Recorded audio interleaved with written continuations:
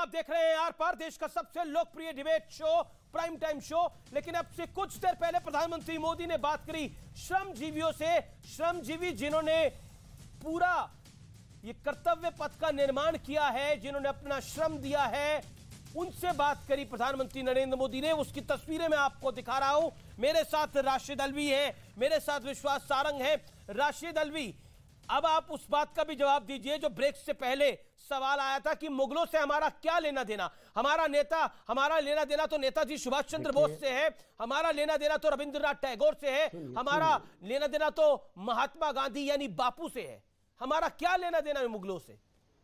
देखिए, सुनिए, मेरी बात सुनिए। मैंने हरगिज नहीं कहा कि मुगलों से कोई ताल्लुक है। मुगल इतिहास का एक हिस्सा है। मैंने आपसे कहा, और मेरी बात को समझने की कोशिश कीजिए, उसे एक कान से सुन के दूसरे कान से मत निकालिए। मैंने कहा कि दिल्ली कैपिटल अंग्रेज़ों ने इसलिए बनाई थी, मैं अंग्रेज़ों की बात कर रहा हूँ, कि शिमला यहाँ से नज़दीक है, और उनका यह भी कहना था कि चूंकि मुगलों की कैपिटल रही है इसलिए बनाई है। अगर आप इतिहास को मिटाना चाहते हैं तो दिल्ली से हटाइए कैपिटल। मैंने ये कहा था। अगर आप कह रहे हैं कि ये राजपथ अंग्रेज़ों ने बनाया, तो ये अंग्रेज़ों ने किया सब कुछ, तो कैपिटल भी अंग्रेज़ों ने बनाई थी, ये मेरा कहना था। आप नहीं, तो ये मुगलों से पहले तो पांडवों ने इंद्रप्रस्थ को कैपिटल बना रखा था। क्या करिएगा? मैं अपनी बात नहीं कर रहा हूं मियां, मैं पांडवों ने भी तो इंद्रप्रस्थ को कैपिटल बना रखा था। अंग्रेजों को दी ये इंद्रप्रस्थ दिल्ली तो आदिकाल से कैपिटल रही है।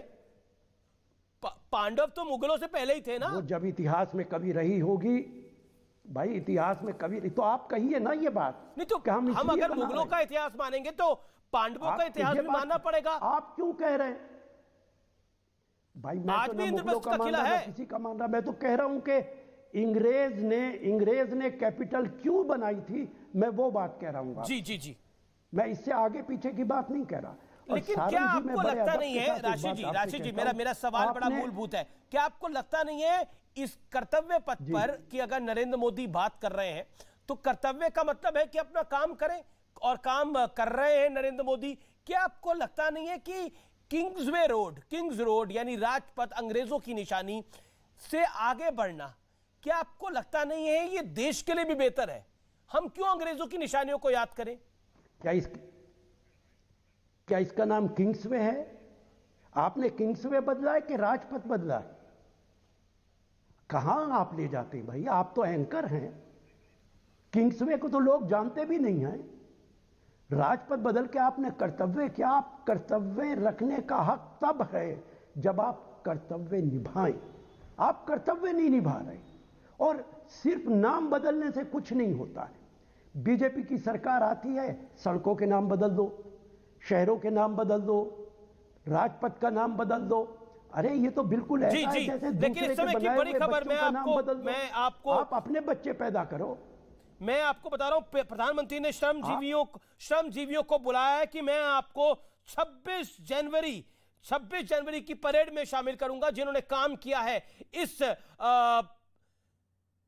कर्तव्य पथ के निर्माण में, उन सबको 26 जनवरी की परेड में शामिल किया जाएगा। प्रधानमंत्री से जब संवाद हुआ तब ये बात प्रधानमंत्री मोदी ने कही। यह बड़ी इनसाइड स्टोरी है, बड़ी ब्रेकिंग स्टोरी है इस समय की। मैं आपको जानकारी दे रहा हूं, इस समय की बड़ी ब्रेकिंग स्टोरी है।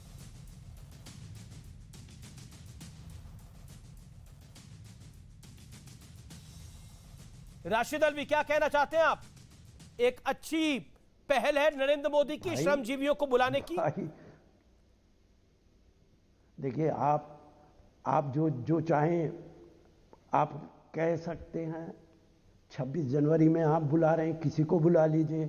उनकी जिंदगी बदलिए, उन्हें खाने की रोटी दीजिए, उनको रोजगार दीजिए। 26 जनवरी में बुलाइए या ना बुलाइए, इससे कोई फर्क नहीं पड़ने वाला है। मीडिया को फर्क पड़ सकता है। सेंट्रल विस्टा में तो हजारों लोगों को रोजगार मिला है। ओके, जी, जवाब जी। देखिए, विश्वास सारंग लगातार हाथ खड़ा कर रहे हैं अपनी बात को। लोगों को जी विश्वास जी, उन लोगों को कारोबार दीजिए। और सारंग जी, मैं आपसे सिर्फ सारंग जी विश्वास सारंग, देखिए, मुझे लगता है अमीश भाई, अलवी साहब कंफ्यूज हो गए हैं और वो खुद ही अपनी बात को रख नहीं पा रहे हैं। मुझे आश्चर्य है जब अभी उन्होंने आंकड़े की बात की और बड़े इनकम टैक्स और इसकी बात हो रही है, इन्होंने एक बार भी इस बात का जवाब नहीं दिया कि सुभाष चंद्र बोस की वहां प्रतिमा लगी है, ये ठीक है या नहीं है। वो कह रहे हैं कि किंग्स वे नहीं है। तो अब मैं ये पूछना चाहता हूं, उनकी अंग्रेजी भी अच्छी होगी, तो किंग्स वे का हिंदी अनुवाद क्या राष्ट्रपति है ना, वही तो बदला है। केवल आप अंग्रेजी को हटाकर हिंदी कर दोगे, उससे नहीं, असली आपकी भाव और भावना क्या है। तीसरी बात, उन्होंने बड़े यहां पर आंकड़े दिए, क्योंकि मैं उसके बाद बोल नहीं पाया था। मैं ये कहना चाहता हूं, उन्होंने इनकम टैक्स पेयर्स के बहुत सारे आंकड़े दिए। मैं उनसे विनम्रता के साथ पूछना चाहता हूं कि ये इनकम टैक्स पेयर्स के जो उन्होंने आंकड़े दिए, इसमें राहुल गांधी, सोनिया गांधी और प्रियंका गांधी है या नहीं, और यदि है तो उनके जो रिटर्न है उसमें नेशनल हेराल्ड वाले मामले का क्या कुछ है, उसके बारे में भी आगे के शो में, अभी तो समय नहीं है, वो जरूर बताएं। यदि वो इतने इनकम टैक्स पेई की और इस देश की जीडीपी की और अर्थव्यवस्था की बात कर रहे हैं, तो वो ये जरूर बताएं कि नेहरू परिवार के नेशनल हेराल्ड जो मामला है वो उनके रिटर्न में रिफ्लेक्ट होता है या नहीं होता। जहां तक उन्होंने कहा कि मोदी जी कर्तव्य पथ पर नहीं चल रहे हैं, मैंने फिर कहा है, अलवी जी जाकर आयुष्मान भारत योजना के तहत जितने लोगों का इलाज हुआ है उनसे जाकर पूछिए कि मोदी जी ने कर्तव्य पथ पर अपना पालन किया या नहीं किया। और जहां तक आपका ये कहना है कि ये जो हमारे उस शिल्पी जो हैं जिन्होंने काम किया है और सेंट्रल विस्टा बनाया है, उनकी जिंदगी बदलिए, ना कि उनको 26 जनवरी में बुलाइए। और 26 जनवरी में बुलाने का कोई फर्क नहीं पड़ता। मुझे आश्चर्य होता है, आप जैसे वरिष्ठ नेता राष्ट्रीय पर्व का इस तरह से उपहास उड़ा रहे हैं। मुझे लगता है कि इससे बड़ा और सम्मान उन श्रमिकों का नहीं होगा जिन्होंने रात दिन मेहनत करके समय से इस सेंट्रल इस पर जवाब राशिद अलवी, आपने बोला 26 जनवरी में बुलाने से कोई फर्क नहीं पड़ता। आपको लगता नहीं है 26 जनवरी, मतलब अगर 26 जनवरी में किसी को परेड के लिए बुलाया जाता है तो ये बड़ा गर्व का पल होता है। आप कह रहे हैं और कोई सम्मान नहीं है। जी जी जी, एक राशिद अलवी, ओके राशिद, मुझे आश्चर्य है, मुझे आश्चर्य है कि आप जैसे नेता इस तरह की बात कर रहे हैं। अलवी जी, मुझे मेरी घोर आपत्ति है 26 जनवरी की परेड में किसी को आमंत्रित करना। मुझे लगता है कि किसी भी हिंदुस्तान में रहने वाले या दुनिया में रहने वाले व्यक्ति के लिए इससे बड़ी और सम्मान की बात नहीं हो सकती। प्रधानमंत्री जी ने उनको रिकॉग्नाइज किया है, उनकी सेवाओं को वो ठीक है। जवाब सुनना जरूरी है। ठीक है, विश्वास जी मेड योर पॉइंट। विश्वास जी में निवेदन स्वीकार करिए। ओके, राशिद अलवी 50 सेकंड आप दोनों अपनी बात को रखिए। पहले राशिद अलवी, देखिए, जरूर सम्मान की बात है, लेकिन सड़क को सारंग जी सोने और चांदी का बना दीजिए और भूखे पेट से कहिए कि इस पे चलो तुम्हारा सम्मान हो रहा है, वो कोई सम्मान नहीं होता है। मैंने इनकम टैक्स के आंकड़े इसीलिए दिए कि इस देश के अंदर गरीबी कितनी है, बिलो पॉवर्टी लाइन लोग कितने रहते हैं, और आप कह रहे हैं कि नेहरू परिवार इनकम टैक्स देता है कि नहीं, तो वो भी इनकम टैक्स में है, आपका नाम भी इनकम टैक्स में होगा, मेरा भी है और मोदी जी का भी है। मैं आपसे ये पूछ रहा हूं, नेशनल हेराल्ड वाले मामले में उन्होंने अपने रिटर्न में नेशनल हेराल्ड वाले मामले को दर्शाया है या नहीं दर्शाया? मैं आपसे ये निवेदन करना चाहता हूं, क्योंकि देश के सामने एक बड़ा प्रश्न है कि नेहरू परिवार ने नेशनल हेराल्ड में भ्रष्टाचार किया है। मैं तो आपसे ये पूछना चाहता हूं, आपने क्योंकि आंकड़ों की बात की, मुझे लगता है ये आज का विषय नहीं था, बात खेत की हो रही थी, आप खलियान पर पहुंच गए। आपने एक बार भी ये नहीं बोला कि सुभाष चंद्र बोस की प्रतिमा सही लगी है या नहीं लगी। आपने एक बार भी ये नहीं बोला कि इस देश ठीक है जवाब राशिद अलवी से जवाब हटाया जा रहा है, तो ये सम्मान की बात है। राशिद अलवी, देखिए, मैं जवाब कैसे दूंगा? ये तो सारंग जी ऐसे इतने बोल रहे हैं कि मुझे गुंजाइश ही नहीं बोलने की। सारंग जी, नेशनल हेराल्ड का मामला कोर्ट के अंदर है, उस पर किसी दिन आप और मैं बहस कर लेंगे। सुभाष चंद्र बोस की बात मैं सिर्फ आपसे इतनी कहूँगा बहुत अदब के साथ, जब सुभाष चंद्र बोस देश की लड़ाई लड़ रहे थे, ना आरएसएस उनके साथ खड़ी थी, बीजेपी तो थी नहीं। जब फ्रीडम फाइटर्स इंग्रेज की लड़ाई लड़ रहे थे, तब आप सब लोग इंग्रेज के साथ खड़े थे। 1942 के अंदर पूरी आरएसएस इंग्रेजों के साथ खड़ी थी। आज आप सुभाष चंद्र बोस, आप मेरी सुन लीजिए, उसके बाद आपत्ति दर्ज कराइए। सुभाष चंद्र बोस नहीं, मुझे समय नहीं मिलेगा। आपने आप यदि ये बोल रहे हैं, पहली बात मेरी इस बात पे आपत्ति है कि आप लोग अंग्रेजों के समय मैं दूंगा, समय दूंगा विश्वास सारंग, वो अपनी बात 30 सेकंड में समाप्त कर ले, मैं आपको समय दूंगा। मेरा वादा है, समय तो मुझे निर्धारित करना है, मैं समय दूंगा आपको विश्वास सारंग। राशिद अलवी, देखिए सारंग जी आरएसएस की छपी हुई किताबें मैंने पढ़ी हैं, जो आरएसएस के पब्लिकेशन ने छापी है उसमें गुरु गोलवालकर का लेटर मौजूद है। आप कहेंगे आपके घर भिजवा दूंगा कि 1942 के अंदर उन्होंने अंग्रेज को लिखा कि हम इनके साथ नहीं खड़े हैं, इनका मूवमेंट फेल होने वाला है, हम आपके साथ खड़े हैं। आप कहें 10 मिनट दीजिए, चिट्ठी ला के अभी टीवी पे दिखा सकता हूं। आप कहें का इतिहास की बात कर रहे हैं? आज तो आजादी के बाद आप वंदे मातरम बोलिए, ठीक है, जवाब ले लेते हैं।